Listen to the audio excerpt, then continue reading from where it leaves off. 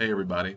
A common question that I get through the years is, David, how do I know when it's time to move on from a relationship?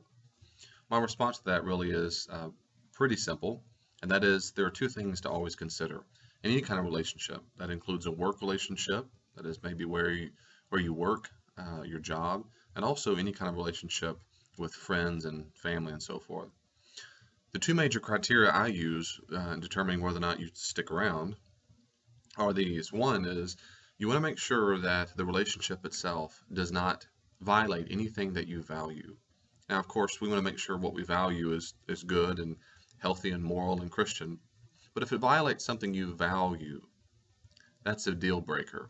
For example, I value honesty. I value building people up and so forth. I don't do that flawlessly. I'm just saying those are things I value. And so I want to be in relationships where the person values the same kinds of things. By the way, this is one of the reasons why I discourage people of different uh, faiths to date and certainly to marry. If they're of different religions or no religion at all, and someone's very religious, it can work.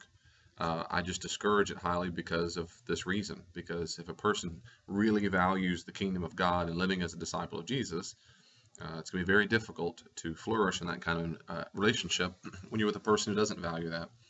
But the same thing about work. If you're in a work relationship where you're a place where your values are always being tested, it's not a good fit for you.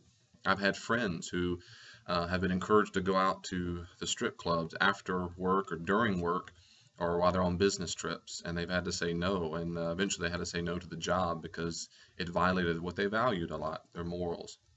And that's outstanding. That's the way to do it. But the second thing that we need to keep in mind, and that is, does the relationship drain us? Does it drain us? Now, I mean in general. Sometimes relationships, job relationships, can drain us because it's a rough week, it's a difficult season, difficult time. I'm not talking about that. I'm talking about in general.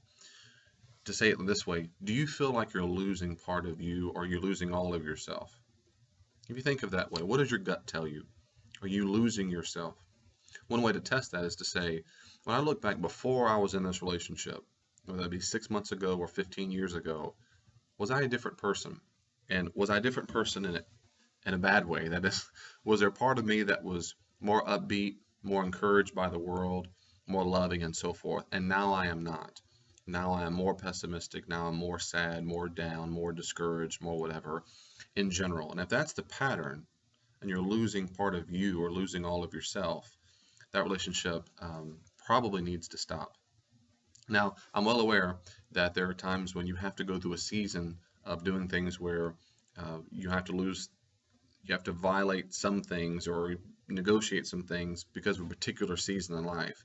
Um, that's possible. But in general, we want to have relationships with people and family and friends and at work where those two things are not ever being, in general, violated. One is what we value, and secondly, where we're not losing ourselves.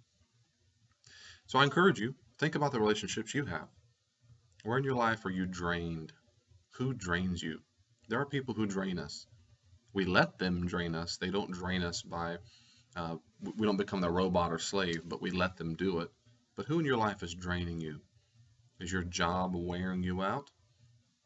Think about those kinds of things and figure out what it is you value and figure out what it is, secondly, of who you are.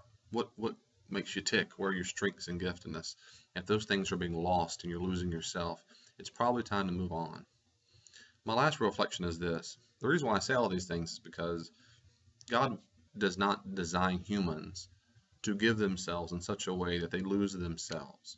We are to love our neighbor. We are to love our enemy and pray for those who persecute us. But at no time does Jesus violate what he values in his relationships in the Gospels. He does not give up issues of morality or the kingdom of God just so he can get some money, just so that he can have friends, just so that he can have a purpose in life, a meaning in life by giving up what he values.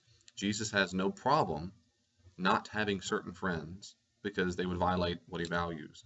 He has no problem with saying no to certain Pharisees and so forth. He doesn't chase after them and say, please come love me, please come my friend, I'll do whatever it takes, please, please, please, please don't leave me.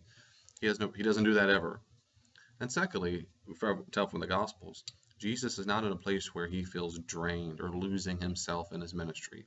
In fact, he's surrounded by people who, though they might drain him sometimes by their lack of faith and so forth, in general, he is surrounded by people who are the same, similar, they have a similar vision for what he's doing in life. Well, we want to do the same thing. So God bless you. I hope you can reflect on such things in your own life. If you have any questions, let me know.